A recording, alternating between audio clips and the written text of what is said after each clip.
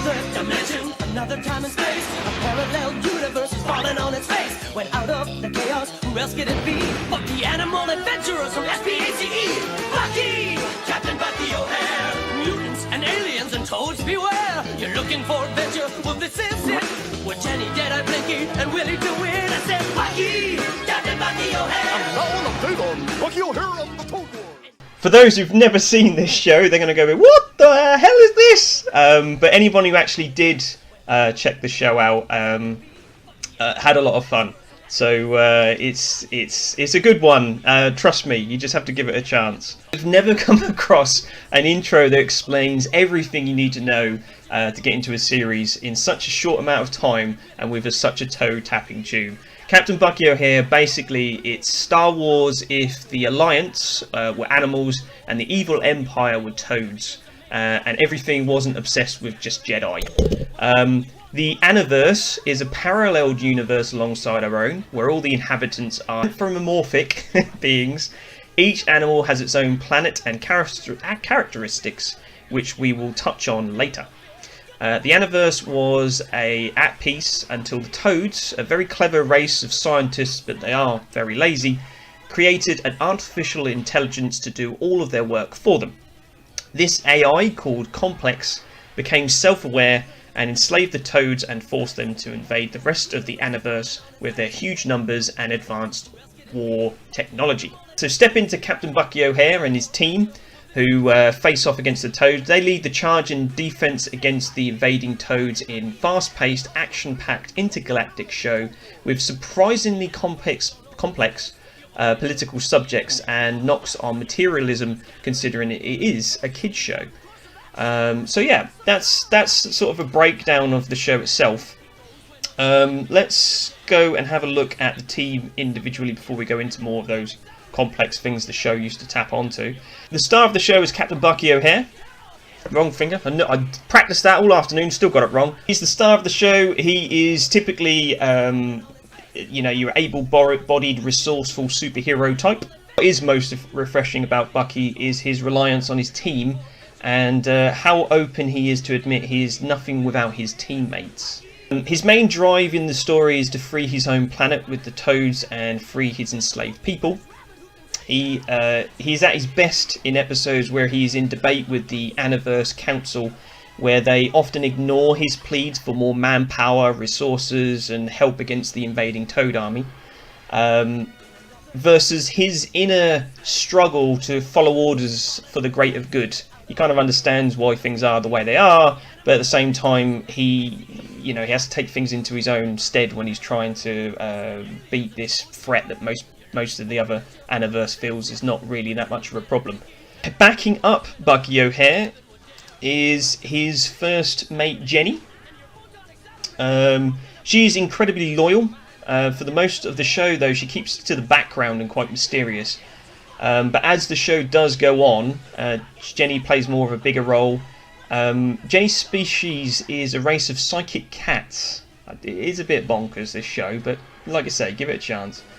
But they hide their powers from everybody in the show, the Aniverse and everybody else.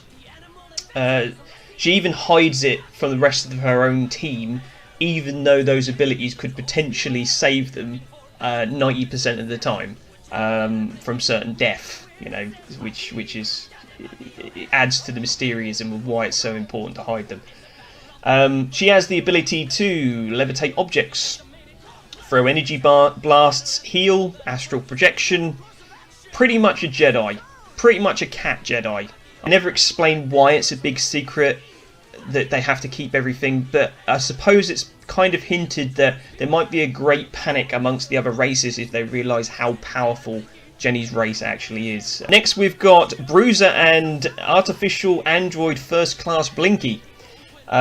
So Bruiser joins the team after a fault on Bucky's ship sucks his brother, Bruce, that's it, and it sucks him into an interdimensional portal, and Bruiser joins the team hoping to find his brother where he's vanished to and rescue him.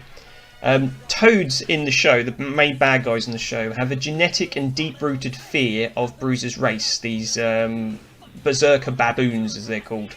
and whenever they see them, they freak out. They go completely crazy and go completely in a blind panic and run for the hills. But Bruiser is incredibly strong. He is one-track minded. He's a very simple character with a straightforward goal of save his brother, eat bananas, and smash everything. So that's pretty much Bruiser.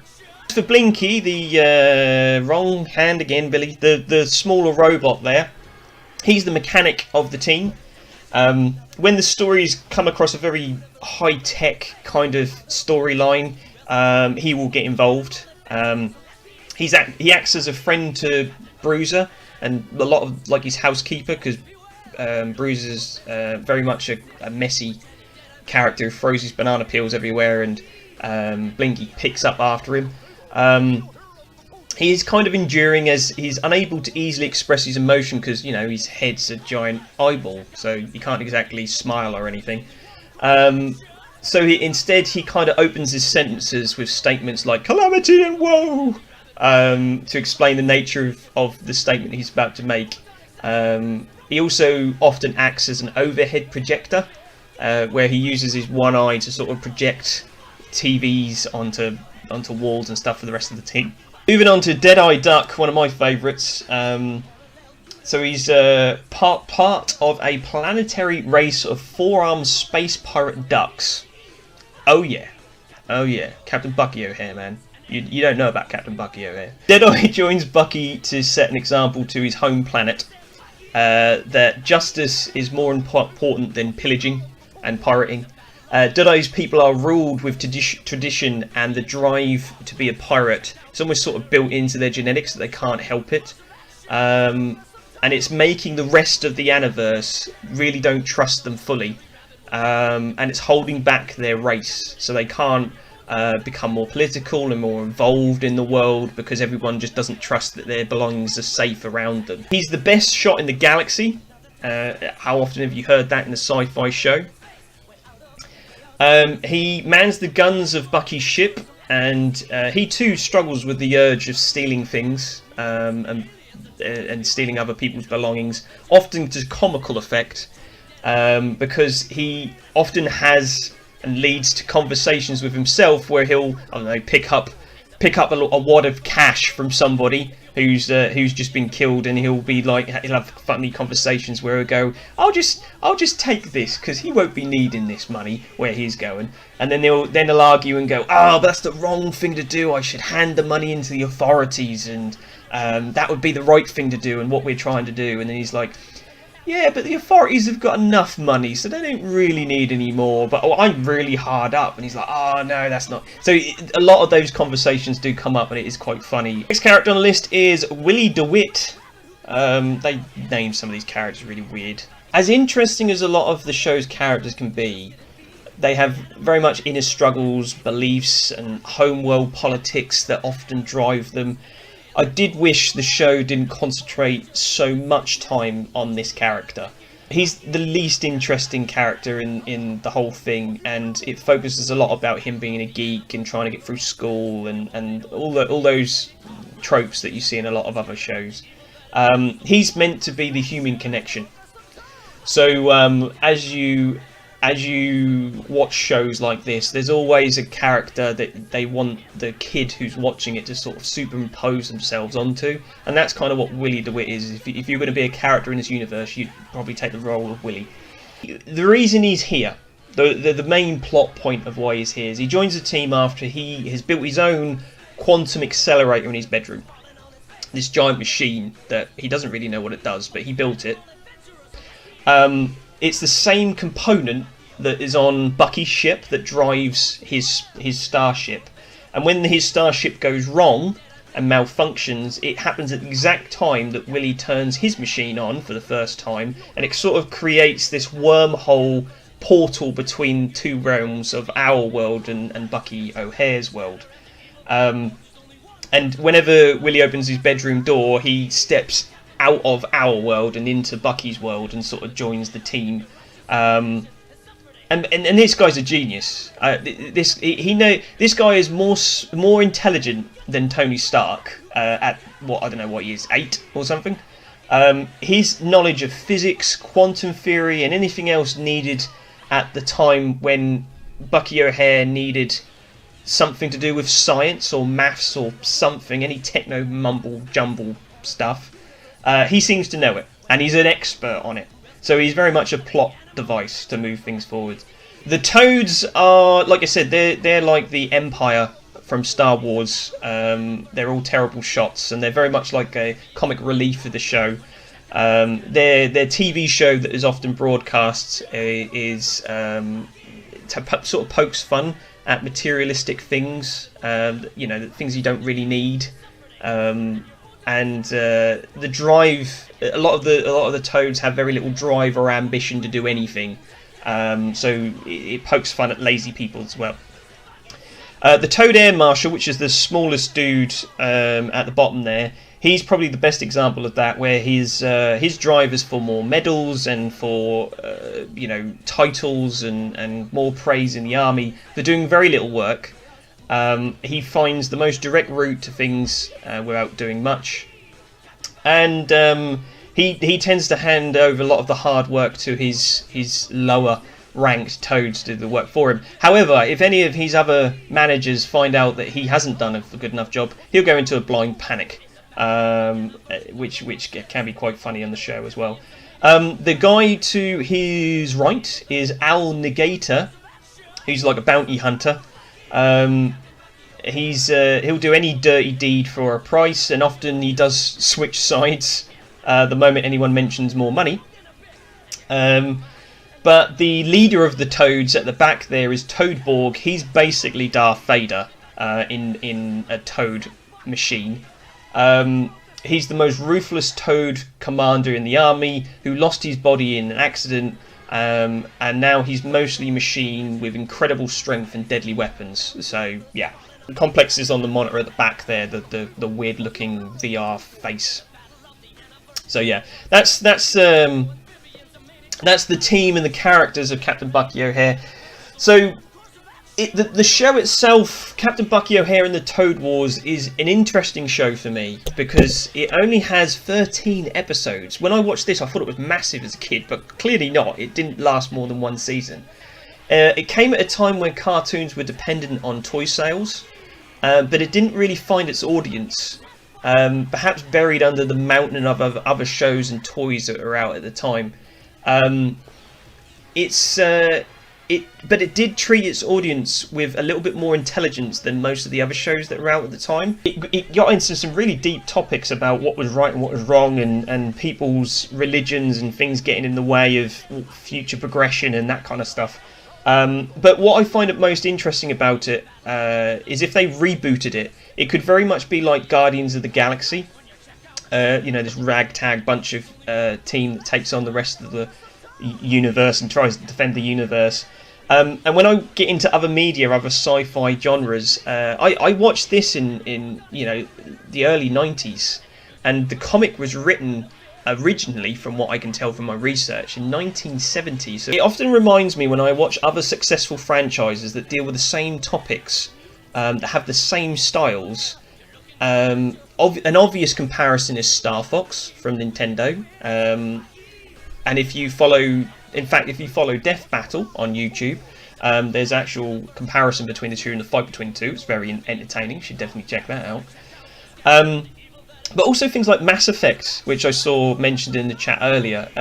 A lot of what made Mass Effect compelling was done in this show as well when it first came out. Warring planets where different politics get in the way and people struggling for dominance in the galaxy, and then this race for being driven by a computer AI comes to try and dominate the universe. And Captain Bucky O'Hare in parallels with Shepard as he tries to rally the rest of the universe together to fight them, and people aren't really taking him seriously and don't think it's that much of a threat, and the council won't back him up, and all those kind of parallels. I find it really interesting. Even Blinky the robot, where he doesn't have emotion, so he has to mention what the context of his speech is before he actually speaks. similar to the Star Wars character in Knights of the Old Republic, which I thought was quite fascinating as well. I'm not suggesting that all these franchises borrowed ideas from Captain Bucky O'Hare. I just find it interesting that this show basically didn't find its audience. A sci-fi show about a green rabbit. It had some clever ideas, but it wasn't noticed at the time. But people now fiercely praise the same subjects and ideas that this show covered many years later, and I just find that quite interesting. Let's go to the scorecard and finish up with Captain Bucky O'Hare then. So, like I said, it's only 13 seasons. 13 seasons? Jeez. 13 episodes, one season. So the commitment is only intermediate. It's not an hour and a half movie, so there is a bit more to it. But it is just a small show, so you wouldn't have to spend hours watching it to see if it's your thing. The pace is very, very fast, so because they're dealing with a lot of content and ideas and like I say, all these different races from different planets, they're packing them into a 20-minute episode, and it's if you blink or don't pay attention, you can miss really big plot points really quickly. The animation is average, because although the main characters look very good, a lot of the other side characters are not so great, and they have a real problem with height. There are times in the episode where the 8-foot tall characters like Toadborg and Bruiser, the berserker baboon, will suddenly shrink next to a ship and look smaller than they should do, or they'll be bigger than a spaceship because of the way they pulled the animation together. It's not a big problem, but it is a bit jarring when you're like, how tall are these people? Why do they keep changing shape? And also distance as well, like how far people jump and run and stuff. It's difficult to sort of work out. But yeah, it's the animation. The characters are very bright and colourful. There isn't any dark and dreary areas. And some of the animation they do with the Toads and Toads TV is kind of disgusting on purpose and quite funny. The voice acting, I put distinctive, is good. There's a few characters that are slightly annoying, but what I liked about the show is everybody is unique in the way they are speaking. So you can instinctively identify who they are, and they're voiced in a way that makes them more credible. A toad in robotic armour that's almost like Darth Vader. He speaks with such a gruff voice that you kind of like, yeah, I can understand why that would be scary now. So yeah, that's pretty cool. And the ending's pretty good. It ties up everything very, very quickly because they didn't get another season. Like I said, probably because it was buried under everything else and finances and stuff. So if you watch the season, there is loads of stuff they could have gone on for. There's a few plot holes they didn't get time to sort of cover up, but you kind of, you don't necessarily need to be handheld to tell you what might have happened. But unfortunately, there is no more content for Bucky O'Hare. There's a few comics here and there, but it's a franchise that never really got off the ground, even though its idea, well, because of its idea was so wacky. But the fact that if you actually give it a chance, you're kind of like, yeah, this is kind of interesting. Regardless of how crazy it sounds, it actually kind of works. So